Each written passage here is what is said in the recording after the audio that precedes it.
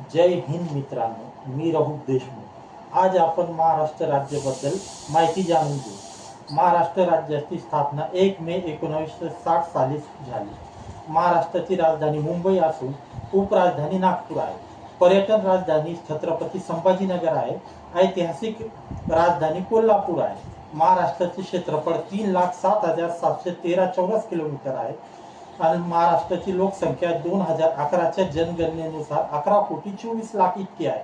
क्षेत्रफळाच्या दृष्टीने देशात महाराष्ट्र हे तिसरे सर्वात मोठे राज्य असून जिल्हे 36 आहे, तालुके 358 आहे, जिल्हा परिषद 34 असून पंचायत समिती 355 आहे, लोकसभा सदस्य 48, राज्यसभा सदस्य 19, विधानसभा सदस्य 288, विधान परिषद सदस्य 78, कटक मंडळे 7, महानगरपालिका 27, नगर परिषद 232, नगर पंचायत 125 आणि ग्रामपंचायत 28,813 इतकी आहे।